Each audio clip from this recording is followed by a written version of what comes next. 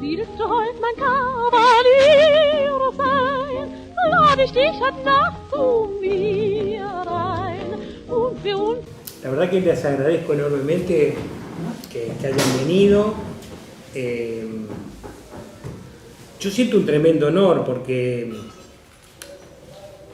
estar en un lugar como este, tan emblemático en la historia del Uruguay, para mí ha sido una sorpresa que en aquel momento Elvio haya aceptado que esta pareja de creadores pudiera exponer aquí en el sótano, en aquella fantástica muestra que fue Deportados y que giró por el país durante 10 años. Está todavía girando todavía por distintos departamentos. Estuvo en Brasil, estuvo en Buenos Aires.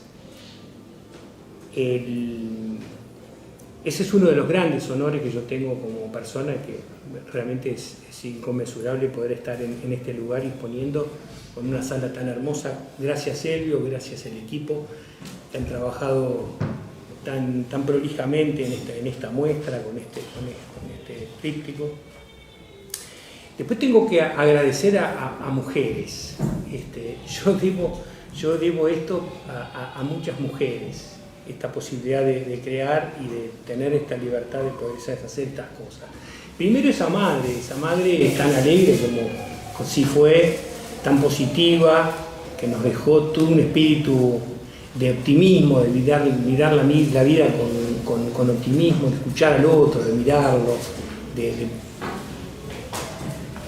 tener un vínculo cercano con el otro, que nos dejó ese legado. Tengo que agradecerle infinitamente a mi mujer, a Rosario, que ha sido la que de alguna manera puso mucho más orden y primera mirada en este terrible desorden que es crear en collage al que yo me dedico. Ella siempre tuvo esa primera mirada, ese primer juicio sobre lo desordenado, lo desprolijo, así que fue su tremendo apoyo, no solamente como su pareja, sino como artista, que a mí me ha servido siempre como el primera orientación, porque yo soy un tipo muy desordenado, muy desprolijo. Después el otro gran orgullo que yo tengo en la vida es de que alguien con la trayectoria en la academia uruguaya, universitaria, como María Eugenia Grau, haya tenido el tiempo y las ganas y la cabeza para pensar en mi obra, que es tan menor al lado de los artistas por los cuales ella ha transitado y con los cuales ella dialoga desde hace muchísimos años en el ámbito universitario, en el Museo Nacional de Artes Visuales, en tantos seminarios. Para mí ha sido un tremendo honor que esta mujer haya seguido interesada y con capacidad para pensar y escribir, dedicarle horas y horas a la investigación de las cositas que yo hago. Hay un encuentro inicial entre ella y yo en el año, no sé, 2010, 2011, que ella vino a casa, gracias a la intérprete Jorge Guaturé, nos presentó y vino a casa. Y yo quería mostrarle mis cuadros de tango, que yo dibujo, pinto tango, pinto gordas en las playas. Esa es mi pasión. Y ella no le dio mucha importancia a eso, pero sí miró alguna mesa con unos cartones que yo estaba pegoteando ahí, pedacitos de pasaporte, fotitos recortadas, y ella puso la mirada en ese lugar, en esos recortes. Me dijo, ¿y esto qué es? Y bueno, yo juego con recuerdos de la memoria de mis viejos. Yo siempre tengo, yo heredé una deuda, una pasión, una deuda por abuelos que han sido muertos en los campos de concentración y dejaron poco rastro, dejaron algún rastro en alguna carta que no se podía entender, que era un poco el leitmotiv de lo que fue después en las cartas del Rashid que motivaron esta muestra. Esa es una deuda que mi papá lloraba cada vez que encontraba de nuevo esos papelitos apenas ya casi que se deshacían de lo finitos, y los leía, lagrimeaba, los cerraba y los volvía a poner en una cajita de cuero, que es donde venía guardando estas cartas. Y eso siempre fue para mí una especie de incógnita. ¿Qué dirán esas cartas? ¿Por qué llora este hombre? ¿Cuál es la culpa que lo atraviesa? ¿Por qué siempre dice que no los pudo salvar, que hizo lo imposible, que lo traicionaron, que pagó a la Cruz Roja, que pagó al Consulado de Bolivia y tramitó acá años y años, pagando y tramitando desde su refugio en Bolivia al que se había podido salvar? Esa fue, digamos, lo que a mí me deja, es como una especie de motor que no puede parar. Yo sigo con esto, porque además cada vez que me remeto con fotos me encuentro con cosas nuevas y la historia se va completando y se va haciendo cada vez más interesante, ¿no? Como aparece esto. La otra mujer que tengo que agradecer muchísimo es a mi hermana, que muchos de acá son viejos conocidos de Diana y agradezco la presencia de tantas amigas. Ella fue, además de promotora de mucho de mi trabajo, la que me facilitó anhelos, y los objetos que están ahí al fondo también son una gentileza de Diana. La otra es mi hija, que también de alguna manera debo haber transmitido ese motor, esa pasión, esa búsqueda de la memoria. Se ha dedicado al tema de la memoria, esta académica alemana, hoy es una académica alemana en Heidelberg, y ha trabajado intensamente sobre el tema de la literatura en la dictadura y posdictadura argentina. Es una persona que se dedica profesionalmente a este tema desde hace varios años, y que también, al ser ella poseedora de este diario, también se interesó y hizo su tremendo aporte emocional y académico, a la que agradezco enormemente, porque ha sido realmente un puntal en esta muestra. Los textos de ella realmente hay que leerlos porque conmocionan. Yo no quise que ella viniera al entierro. Mi mamá muere en Montevideo, y es importante decirlo, está enterrada en La Paz, en el cementerio judío de La Paz. El Uruguay es el lugar donde nosotros nacimos, pero es el lugar donde estos padres refugiados, escapados de la guerra, vienen a vivir y son felices, son tremendamente felices. Las dos muestras mías terminan con un homenaje al Uruguay. La muestra de Portados termina con un niño de 4 años ondeando la banderita uruguaya en la Plaza Independencia en una fiesta, en los brazos de su tío. Así termina la obra de Portados. Y esta también termina en la última obra que está encima de la mesita con el mantel. Es el pasaporte de ella, el pasaporte uruguayo de Helen. Y es muy interesante decirlo porque ella fue apátrida durante toda su vida, hasta que el Uruguay le otorga la nacionalidad.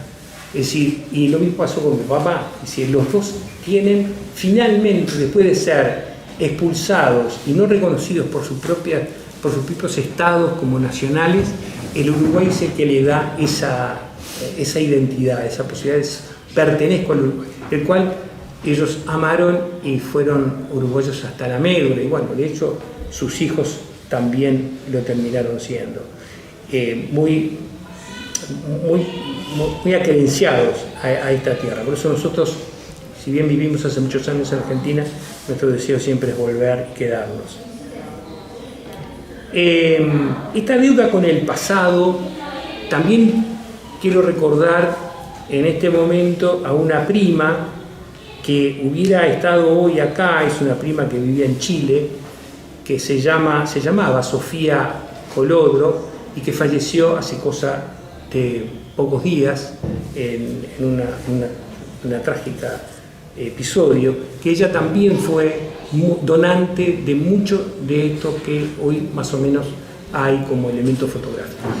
Es importantísimo la presencia en esta sala de bisnietos y bisbisnietos de los protagonistas de esta historia.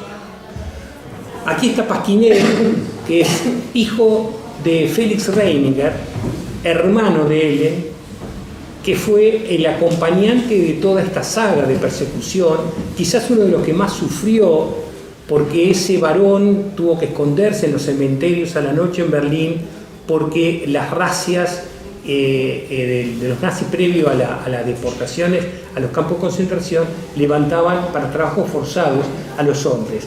Así que el abuelo de Pasquinel fue protagonista de esta historia tremendamente dramática.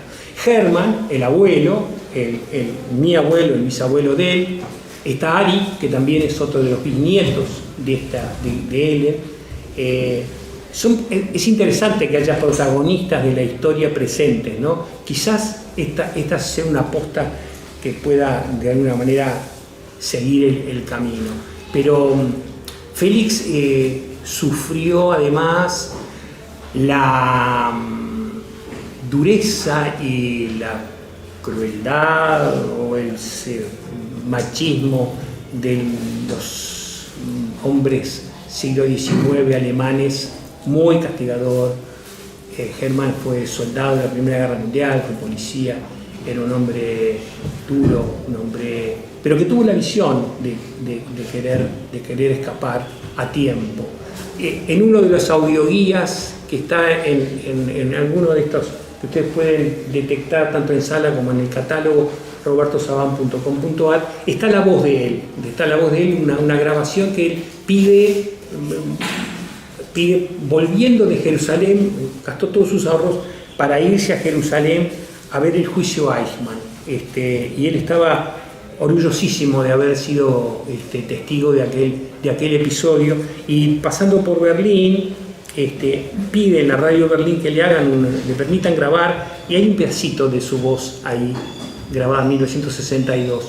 Esos audioguías están llenos de músicas de tango yiddish, de yiddish en sí mismo, de la música que mi mamá escuchaba en los años 30, la explosión cultural que fue Berlín en aquellos años es indecible. El surgimiento del expresionismo, el surgimiento de la música bailable, 1921, que es cuando hay una fotito de ella, en 1921 tiene un año, es el año que Albert Einstein gana el premio Nobel. Sí, es una Alemania que está en plena riqueza y por supuesto de explosión cultural. En plena riqueza no, tiene una inflación de locura, pero nadie se quiere ir, es una meca, ¿no? Sin embargo, este padre decide irse a tiempo. Es un hombre que estaba bien económicamente, tenía una peluquería preciosa en Berlín, ahí están las fotos.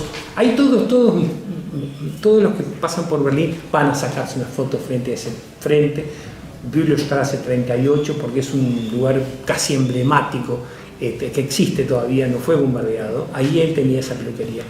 Y yo quería decir esto, ella hablaba de los rengloncitos, de estas tablitas vacías, ¿no?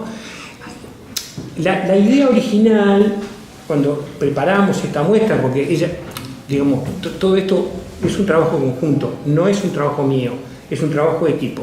Esto es un trabajo de equipo, porque cada vez que yo hago algo, hay una primera consulta con Rosario, y después, cuando más o menos parece que está bueno, ahí me encuentro con María Eugenia y yo le pedía a ver si ella estaba de acuerdo en poner en esos rengloncitos una serie de miniaturas, de cositas, de jarroncitos o de estatuitas que yo tengo, digamos, que son de la época, ¿no? Pues yo compro mucho estas chucherías en las ferias para decorar mi cosa. Y ella me dijo que no. Ella me dijo que no, que había que dejarlo así despojado, con lo cual eso que está ahí está vacío. Pero yo quiero decir algo que se me ocurrió después, cuando hablábamos de este tema. Los nazis no permitían la salida de dinero, es decir, los que se conseguían ir no se podían llevar plata, apenas muy poco. Y el control de si te llevabas la plata o no, la hacían muy férreamente. Le abrían las cajas de chocolate, les abrían los betules de zapatos, eso lo dice en el diario, para que no te llevara plata. Entonces, ¿qué hacían con toda esa enorme cantidad que la gente tenía? Y esta era la gente, los padres de ella, de Sofía, mi abuela, eran anticuarios, tenían una casa muy bien puesta. ¿Qué hicieron con todo eso? No lo podían vender, la plata. Mi abuelo termina cerrando la casa el día que decide ir, se ponen lo que pueden, agarran cubiertos de plata y unas cositas de plata que se la arma en el forro del saco, a los chicos también, y eso es una cosa que les va permitiendo llevarse alguna cosa de valor. Él cierra la puerta de la casa y la tira en una alcantarilla y se va a la estación a tomar el tren a París, que era desde allí donde iban a recibir los pasajes para irse a Sudamérica, donde tenían la visa para Bolivia. O sea que deja la casa cerrada y se va. En los años 60, mi mamá recibe la Wiedergutmachung, que es una indemnización que el gobierno alemán le dio a todos aquellos que pudieran probar alguna pérdida ocurrida durante la guerra, ya sea vida, educación, propiedades. A ella le probaron que ella no había podido terminar su secundario, y por eso le dieron en su momento, creo que eran unos 10 o 15 mil dólares. Con esa plata mi mamá decidió que quería volver a Berlín, que quería volver a ver su casa, su ambiente, y así que tomamos un barco, hicimos un largo viaje durante muchos meses con esa plata. Y fuimos a Berlín y alquiló una pieza en la pensión cercana a Bülowstraße 38, un barrio que era en su momento un barrio rojo, un barrio no muy bien catalogado. Y a la mañana fuimos a ver la casa. Al volver,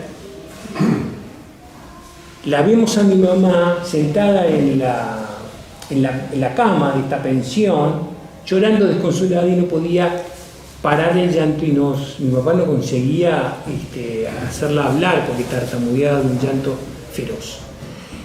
Nunca la habíamos visto tan angustiada, y lo único que hace es señalar el piso y mostrarnos una alfombrita que estaba al lado de la cama, y atrás de la alfombrita estaban las iniciales HR, Hermann Reininger. Era parte del saqueo que los vecinos habían hecho de todos los objetos de las casas judías que habían sido dejadas por sus dueños. Esta es una de tantas de las anécdotas que pueblan esta historia, y nada, quiero dejar por acá, y si tienen alguna pregunta, con gusto. Willst du heut mein Kavalier sein, so lad ich dich heut Nacht zu mir